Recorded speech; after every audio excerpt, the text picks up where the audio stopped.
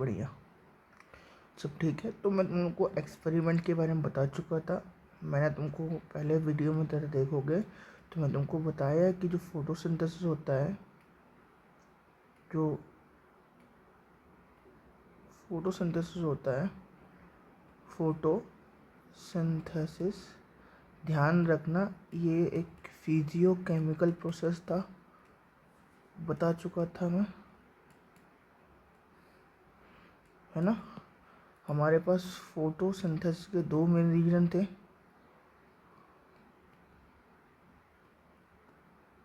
To main reason.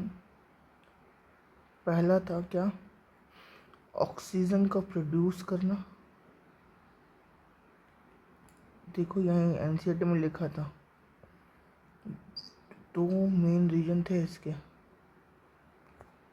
ये देखो, release of oxygen into the atmosphere, और दूसरा चीज़ है photosynthesis primary source of all food on earth.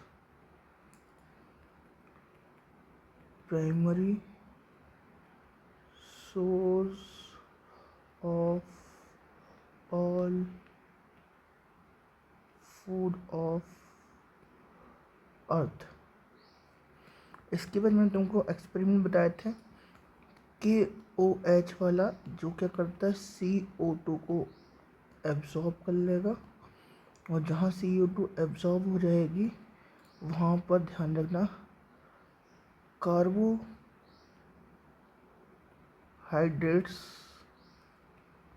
Not form, जरा पढ़ लेना, which means what, starch not form, is not form, ठीक है। फिर तुम लोगों ने एक एक्सपेरिमेंट पढ़ा था वेरीगेटेड लीफ का, है ना। उसमें भी तुम लोगों ने ये देखा था, जहाँ पर तुम्हारे पास ग्रीन पार्ट होगा वहाँ पर फोटोसिंथेसिस होगा, और वहाँ पर तुम लोग को रिजल्ट मिलेगा किसका बेटा, स्टार्च का। जब इसको हम लोग आयोडीन से टेस्ट लगाएंगे तो हमको ब्लैक कलर मिलेगा, ठीक है ना। और जहाँ पर नॉट ग्रीन कलर लीफ, वहाँ पर फोटोसिंथेसिस नहीं होता, ठीक है। फिर तुमको प्रिस्टले ने पहली बार ऑक्सीजन के बारे में बताया था, और इसको प्रूफ किया था इंजन हाउस ने,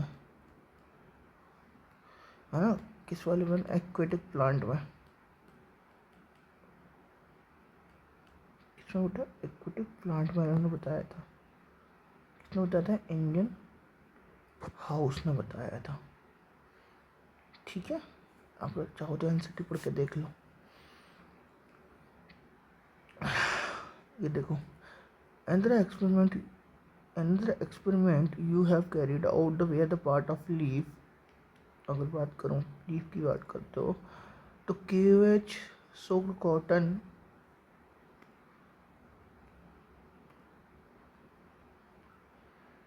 absorb and exposed to the air.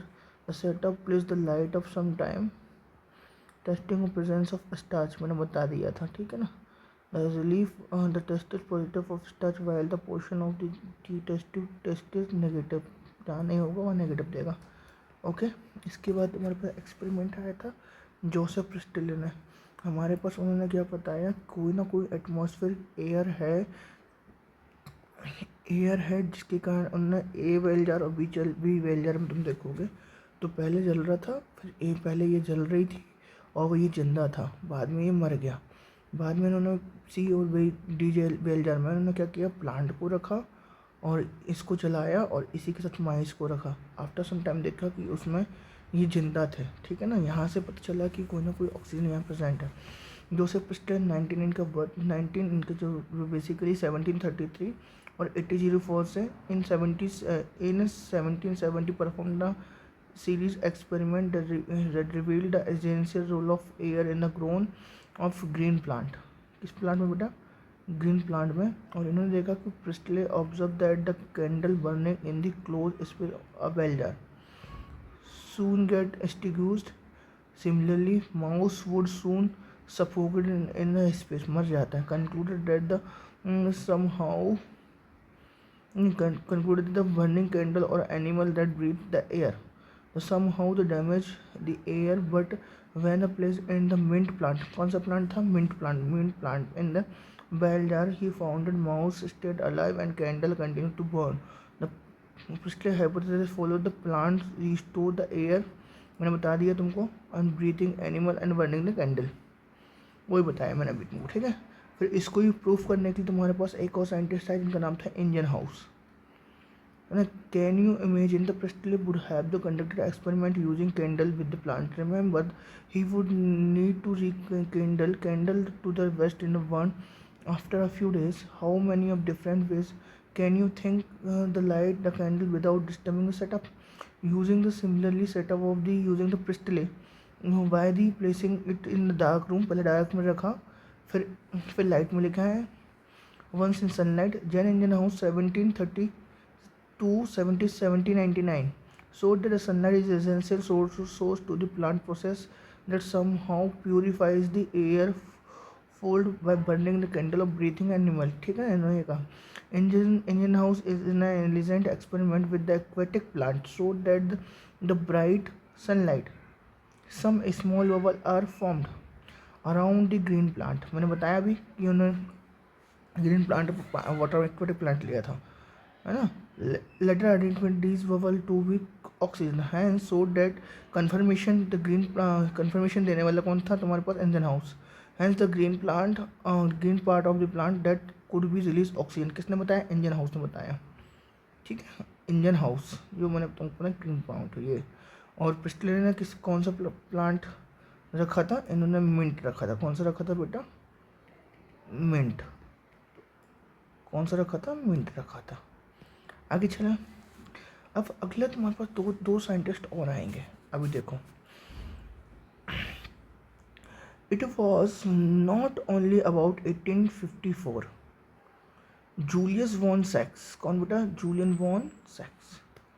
कौन? जूलियन वॉन सैक्स. जूलियन वॉन सैक्स ने क्या कहा? It was not until 1854 Julian von सैक्स प्रोवाइडेड एविडेंस. क्या प्रोवाइड दिया? For the production of glucose when the green plant grow, glucose is usually stored as starch. किसने बताया? ये जूलियस ने बताया, ठीक है. किसने बताया? जूलियस ने बताया. जबकि हमको पता है फोटोसिंथेसिस में हमारे पास स्टार्च बनता है, और उस स्टार्च को बताने वाला कौन था? जूलियस था.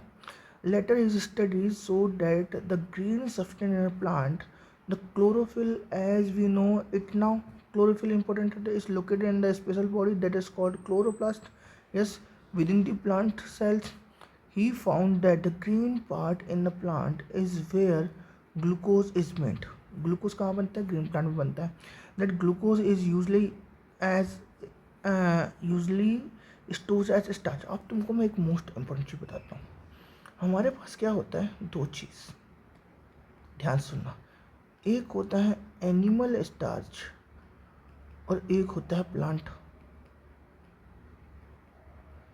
तो प्लांट ग्लूकोज को स्टार्च के फॉर्म में स्टोर करती है, जबकि एनिमल, ध्यान रखना ये बहुत इंपॉर्टेंट पॉइंट है, क्वेश्चन पूछा गया कई बार नीट में, ग्लाइकोजन के रूप में स्टोर करता है. इसलिए ये ध्यान रखना, एनिमल स्टार्च का नाम क्या है? ग्लाइकोजन. और इस पर कई बार क्वेश्चन आया हुआ है, ठीक. डन, कई बार क्वेश्चन हुआ. ओके, चलो आगे चलते हैं. आगे क्या? आगे इंटरेस्टिंग चीज़ है.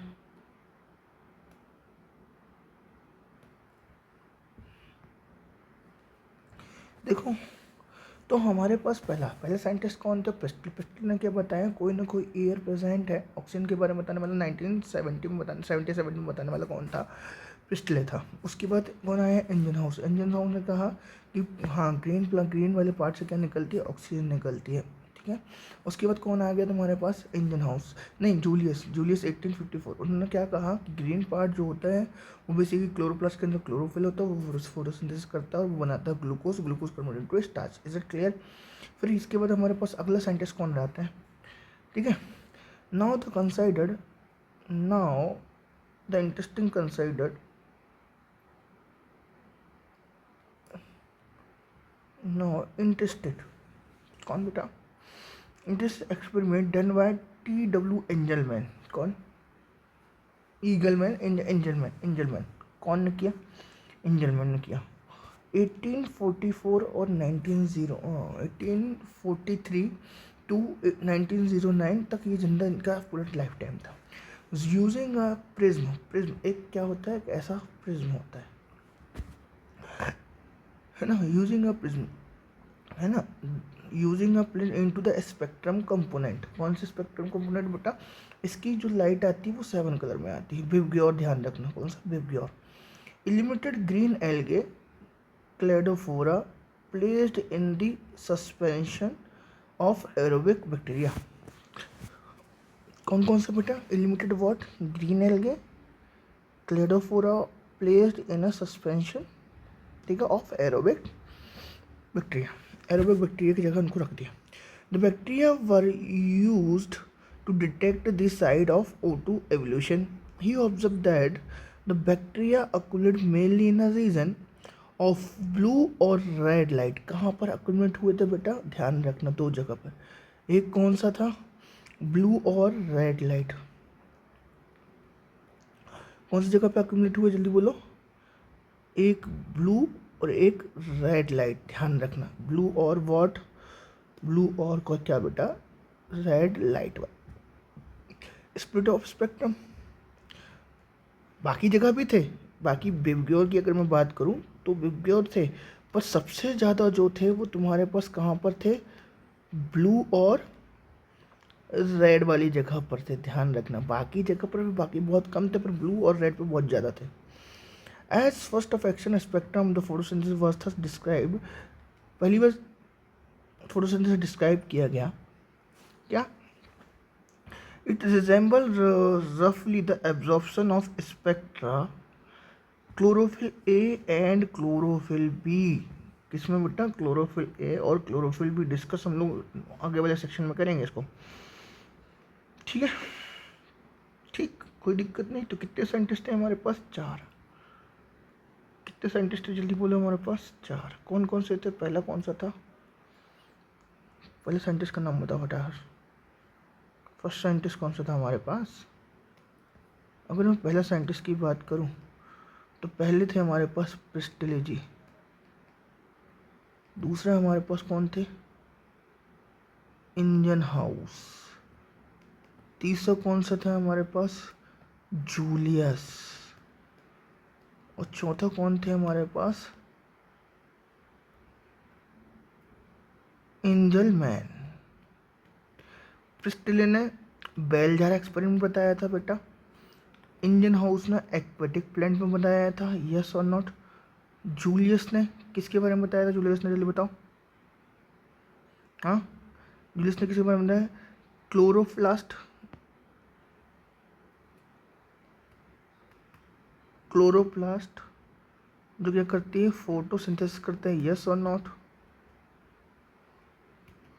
और इंजन मैन ने क्या बताया, जल्दी बोलो, क्या बताया, इन्होंने स्पेक्ट्रम के बारे में बताया कि जहाँ पर रेड और ब्लू क्या रहेगी, वेवलेंथ रहेगी, वहाँ पर सबसे ज़्यादा क्या क्या देखने को मिला तुमको, क्या क्या देखने को मिलेगा, algae,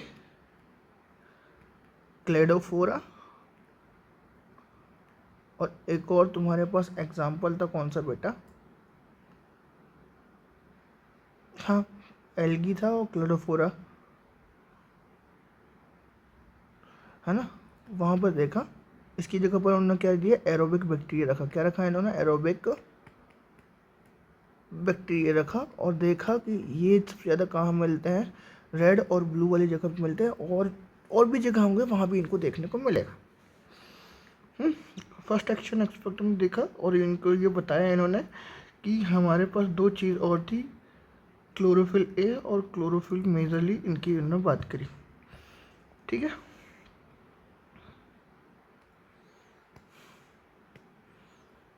by the middleman of 19th century of the key feature of plant photosynthesis known as namely अक्स के अकॉर्डिंग इन लोग क्या करते हैं, नोन करते थे कब, 19th सेंचुरी में। The plant could use light energy to make carbohydrate from the CO2, किससे बनाता है, CO2 से, एंड वाटर, कार्बोहाइड्रेट किससे बनाता है, CO2 और वाटर बनाता है। जब क्या होता है, empirically equation representing total profession कराया गया, तो for oxygen evolving organism was understood कि भाई ऑक्सीजन कौन बनाया बता निकालता है, तो CO2 प्लस H2O बनाया, इसने क्या बोलता है, ये लाइट की प्रेजेंस में ये एल्डिहाइड बना और ये क्या बनाया, ऑक्सीजन बनाया। अब उन्होंने क्या कहा, were aldehyde represent as a carbohydrate that is called glucose 6 carbon sugar. ये 19th सेंचुरी की बात थी। A milestone contribution to understand of the photosynthesis was that made by the microbiologist, कौन, माइक्रोबायोलॉजिस्ट कॉर्नेलियस वॉन नील, पांचवा scientist आ गया। कौन सा बेटा, पांचवा साइंटिस्ट का नाम क्या था, कॉर्नेलियस वॉन नील। कौन आ गया, कॉर्नेलियस वॉन नील। कब, 1897 एंड 1985, 1897 और 1985, who based on study of purple and green bacteria. अब देखो पर्पल ग्रीन बैक्टीरिया, ये तुम्हारे पास कौन से चैप्टर में लिखा है बता सकते हो, चैप्टर नंबर 8, जहाँ पर अपन पढ़ते हैं क्या बोलते हैं, cell and structure and organisation. वहाँ पर तुम जाके देखो, बता देता हूँ मैं कहाँ पर, इंक्लूजन वाली बॉडी, वो भी प्रोकैरियोट्स में इंक्लूजन बॉडी के नीचे वाली तो जो पैराग्राफ की लाइन है उसमें लिखा है, जाके देख लेना। ग्रीन सल्फर बैक्टीरिया और पर्पल सल्फर बैक्टीरिया, वहाँ पर साइनोबैक्टीरिया के बारे में बताया गया है। ठीक है, bacteria demonstrate that the photosynthesis is essential in a light dependent reaction in which hydrogen from sustainable oxidisable compounds reduced carbon dioxide to carbohydrate. कौन, हाइड्रोजन क्या, from suitable oxidisable compound, reduced, hydrogen क्या करता है, reduce करता है carbon dioxide को और convert करता है किसमें, कार्बोहाइड्रेट में। ओ भाई साहब, ये देखो 2H2O हो गया प्लस CO2, तो ये 2H2O, ये 2A मॉलिक्यूल निकल गया ऑक्सीजन का, और ये एल्डिहाइड बना दिया, और यहाँ वाटर मॉलिक्यूल बना दिया। तो यहाँ पर कौन करता है, hydrogen from suitable oxidisable compound reduce carbon dioxide. ठीक, आगे चलते हैं, आगे क्या है, in green plant H2O is the hydrogen donor and is oxidized to O2। Green plant में H2O is the क्या है, हाइड्रोजन डोनर कौन है, वाटर है, और ऑक्सीडाइज कौन करता है, ऑक्सीजन करता है। ध्यान रखना, पहला हाइड्रोजन कौन है, डोनर है, और ऑक्सीजन क्या करता है, oxidise. Some organic organism do not release O2 during photosynthesis। हम लोग कई क्या करते हैं, बहुत सारे ऑर्गेनिज्म ऐसे होंगे जो क्या नहीं करते हैं, फोटोसिंथेसिस रिलीज नहीं करते हैं। जैसे वैन कीमोसिंथेटिक बैक्टीरिया, ध्यान रखना chapter number 2, when H2S instead in the hydrogen donor for purple and green sulphur bacteria. Is it clear, कौन, H2S हाइड्रोजन सल्फाइड इंस्टीड क्या, ऑक्सीडेशन, यहाँ पर क्या लिखा है, instead is the hydrogen donor for purple और ग्रीन सल्फर बैक्टीरिया। कौन कौन से sulphur bacteria, purple sulphur bacteria और green sulphur bacteria. The oxidation product is sulphur और sulphate depending on the organism.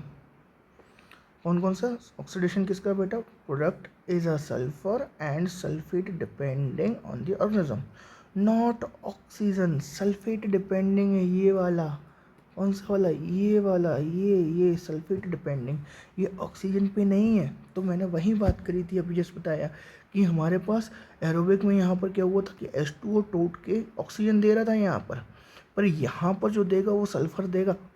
वहाँ पर photosynthetic chapter number 2 biological classification, जहाँ पर यू बैक्टीरिया लिखा हो उस वाले पैराग्राफ में जाके देख लेना, ठीक है। दोनों बैक्टीरिया लिखे हूँ। Is it clear? डाउट? आगे चले। Hence, he inferred that the O2 evolved by the green plant comes from H2O, ठीक है। तो याद रखना बहुत इम्पोर्टेंट है कि जो ऑक्सीजन मिलती है वो आती कहाँ से, वाटर से, कार्बन डाइऑक्साइड से नहीं आती है। This was later proved by the using radio isotopic techniques, है ना। अच्छा, क्वेश्चन ध्यान रखना, H2O से जब हाइड्रोजन निकला और ऑक्सीजन रिलीज हुई तो ऑक्सीजन को प्रूफ करने के लिए हमारे पास एक टेक्निक थी। उस टेक्निक का नाम क्या था? Radio isotopic technique. This correct equation that would represent the overall process of photosynthesis। और यही इससे मिला हमको क्या, एक इक्वेशन, और यही इक्वेशन बताती है किसको, फोटोसिंथेसिस को। Is it clear? तो जो रिएक्शन बनी वो क्या बनी, C6CO2 + 12H2O से स्टेप क्या बनता है, लाइट की प्रेजेंस में कौन बेटा, क्लोरोफिल। कौन? क्लोरोफिल, है ना। क्या रिलीज करता है, C6H12O6 + 6H2O + 6O2। Is it clear? Where C6H12O6 represent the glucose, the O2 released from the water, and this proved using radioisotopes technique। कौन सी टेक्निक बेटा, radioisotope technique। Note that this is not a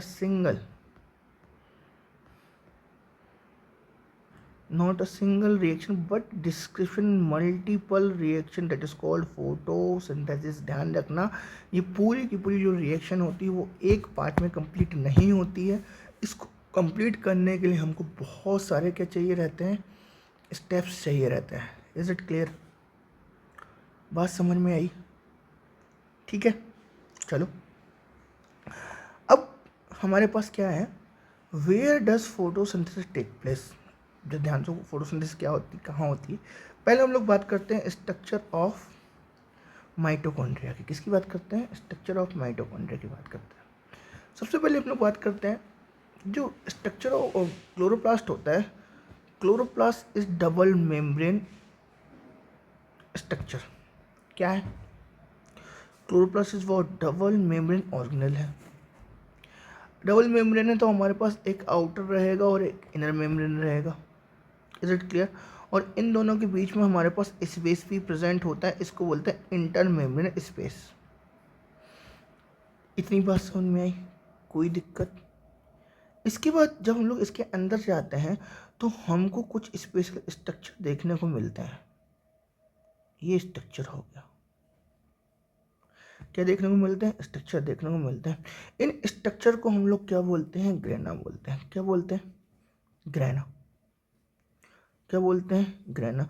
और ये ऊपर जो दिख रही है ये एक्चुअल में इसको बोलते हैं लैमिले। क्या बोलते हैं इसको, लैमिले। अब ये जो लैमिले हैं ये मिलता है इसके पूरे के पूरे किसमें, साइटोप्लाज्म में। अब जैसे इसके साइटोप्लाज्म में, हमारी सेल में साइटोप्लाज्म बोलते हैं, बट क्लोरोप्लास्ट में इसको बोलते हैं स्ट्रोमा। क्या बोलते हैं इसको, स्ट्रोमा। तो ये जो थाइलेकॉइड, जो बेसिकली ग्रेना है, ग्रेना जब बढ़ रही है तो एक क्या बना रही है, स्ट्रोमा लैमिनी बना रही है। लैमिनी प्रेजेंट कहाँ पर, स्ट्रोमा में, इसलिए इसको क्या बोलते हैं, स्ट्रोमल लैमिनी बोलते हैं। क्या बोलते हैं, स्ट्रोमल लैमिनी बोलते हैं। कोई दिक्कत? अरे बोलो। अब यहाँ पर इन्होंने एक और चीज़ नहीं बताई, यहाँ पर अगर मैं बोलूँ, इसको बोलते हैं, अंदर की तरफ जाओगे तो उसको बोलते हैं थाइलेकोइड। थाइलेकोइड। चले अब देखें, अब यहाँ पर और याद रखो, राइबोसोम के पास अपना खुद का क्या होता है, 70S राइबोसोम होता है। और ध्यान रखना, और सॉरी, क्लोरोप्लास्ट के पास अपना खुद का क्या होता है, 70S राइबोसोम होता है। और क्लोरोप्लास्ट के पास अपना खुद का डीएनए भी होता है। तो एक क्वेश्चन बनता है, कौन से ऑर्गेनेल हैं जिनके पास अपना खुद का डीएनए मिलता है। तो एक तुम्हारे पास आता है क्लोरोप्लास्ट और दूसरा तुम्हारे पास आता है माइटोकॉन्ड्रिया। इन दोनों के पास अपना खुद का डीएनए भी होता है और अपना खुद का राइबोसोम भी होता है ना। थाइलेकोइड वाली बात बताई, अभी थाइलेकोइड यहाँ पर दिख नहीं रहा है, अपन चलते हैं, ठीक है। जरा देखो, if you curse answer the leaf, green leaf की बात करते हैं। In the green leaf in chloroplast west you earlier chapter 8, you are definitely right. Photosynthesis does take place in green leaves plant. What is does so also other green plant of the plant? Can you name some plants, some parts where you think photosynthesis में अगर some part, अगर मैं बोलूँ stem, stem में भी क्या होता है, फोटोसिंथेसिस होती है ना। बात समझ रहे हो। If you recollect the previous that the mesophyll cell in the leaves, yes, हमने दो टाइप की लीव्स पढ़ी हुई है, मॉर्फोलॉजी में जाओगे तो, ठीक है ना। कौन कौन सी, एक पढ़ी है, कौन सी पैरेलल पढ़ी है, और एक और कौन सी पढ़ी, रेटिकुलेट वाली लीफ पढ़ी है। उसमें हमने दो चीज़ और देखी है, एक जो मेसोफिल देखा है बेटा, वो कौन सा देखा, पेलिसेड वाला देखा है, और एक और कौन सा देखा है, पेलिसेड में तुमने देखा होगा कि हमने जो बताया था वो लंबी लंबी सेल थी, पेलिसेड वाली। Is it clear. और दूसरा हमने पढ़ा था स्पॉन्जी, याद करो। The large number of chlorophyll, usually the chloroplasts align themselves along the wall of mesophyll cell. ठीक है, कोई दिक्कत नहीं।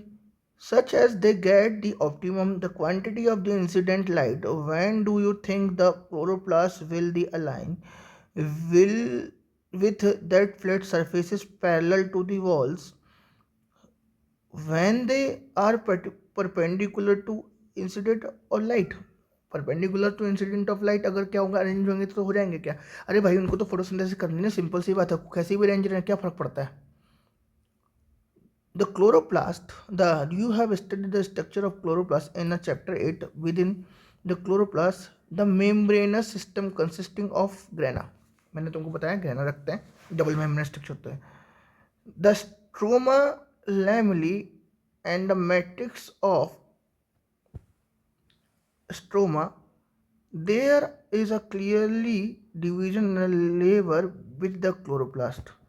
The membrane system is responsible for trapping the light energy and also for the synthesis of ATP.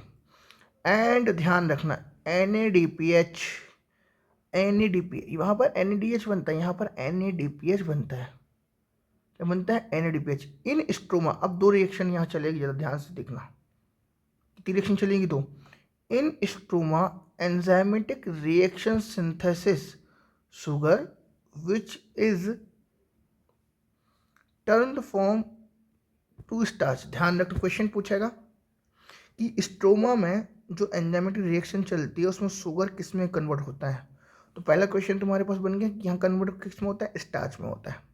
दूसरा, the former set of reaction, since they are directly light driven or called light reaction, जो light की presence में रहते हैं, that is called light reaction, जो directly light से चलता है ना। द फोटोकेमिकल रिएक्शन, इसी को बोलते हैं photochemical. The latter are not directly light driven but dependent on light. ध्यान रखना, ऐसी रिएक्शन जो लाइट पे डिपेंडेंट डायरेक्टली ना हो पर इनडायरेक्टली डिपेंडेंट होगी किस पे, लाइट पे। लाइट रिएक्शन प्रोडक्ट जैसे एटीपी और NDP, hence distinguish the latter they are called by conventional, that is called dark reaction. जो डायरेक्टली डिपेंडेंट पे उसको light reaction, that is called photochemical reaction. और जो डायरेक्टली लाइट पे depend ना हो और इनडायरेक्टली डिपेंडेंट हो एटीपी और एनएडीपीएच रिएक्शन करवाते हैं, देखा है तुमने, ठीक है, dependent on the product of light, that is called ATP और NADPH, that is called dark reaction, और इसको हम लोग बोलते हैं कार्बन रिएक्शन, क्योंकि अब जब एटीपी एनएडीपीएच बनेंगे, ठीक है, तो कहीं ना कहीं हमको मॉलिक्यूल देखने को मिलेंगे. However, this should not constructed mean that they occur in the dark or they are not in light dependent. मैं तुमको बता चुका हूँ हमारे पास कितने टाइप की रिएक्शन है, 2. अगर मैं बात करूँ, क्या बात करूँ, रिएक्शन कितनी है हमारे पास बेटा, 2. एक कौन सी है, लाइट रिएक्शन, एक कौन सी है, dark reaction. Light reaction directly dependent on light, dependent on light, और लाइट क्या करेगा, प्रोडक्ट बना के देगा. क्या बना के देगा, प्रोडक्ट. कौन से, एक बनाएगा एटीपी और एक बनाएगा एनएडीपीएच, ठीक है ना. और जो डार्क रिएक्शन रहेगी, ध्यान रखना, हमारे पास लाइट रिएक्शन का दूसरा नाम क्या था, फोटोकेमिकल रिएक्शन, फोटोकेमिकल रिएक्शन, है ना. जो डार्क रिएक्शन, जो क्या है, dark reaction, dark reaction dependent on light, ध्यान रखना, dependent on light product. Is it clear, है ना. इसलिए इसको कार्बन कंटेनिंग, कार्बन साइकिल बोलते हैं, और कार्बन रिएक्शन बोलेंगे इसको. डन, ठीक है. ये सारी की सारी कहाँ चलेगी, सही रिएक्शन बेटा ध्यान रखना, स्ट्रोमा में चल रही है. अभी जैसे बताएं, और स्ट्रोमा में इसको रिएक्टिव एंजाइम मिलेंगे हमको, है ना, जो क्या करेंगे, ग्लूकोज को कन्वर्ट कर देंगे किस में बेटा, स्टार्च में. ठीक है ना. ये देखो क्या लिखा है, you have studied structure of carbohydrate chapter within the chloroplast, you were membrane system consist of grana, membrane system the stomal लेवली and the mix matrix stoma. There is clear division of layer within the chloroplast. The membrane system is responsible for trapping the light. तो light reaction जो चलेगी तुम्हारे पास membrane system में चलेगी, that is called grana में चलेगी,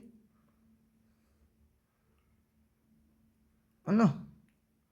तो जो क्या चलेगी, जो लाइट रिएक्शन चलेगी,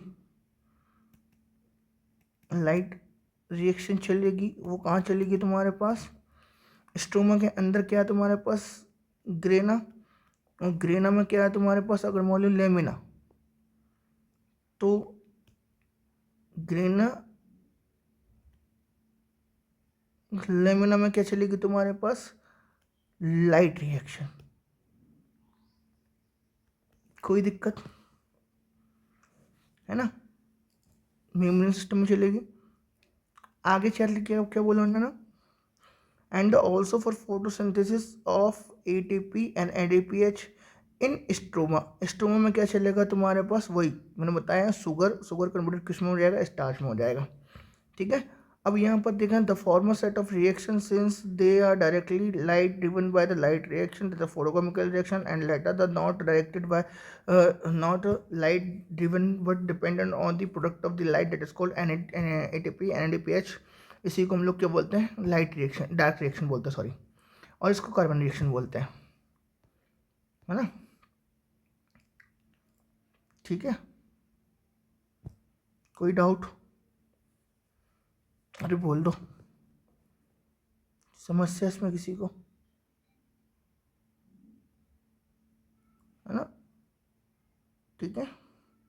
अब how many type of pigment are involve in photosynthesis, हम लोग अब ये बाद में बात करेंगे. ठीक है.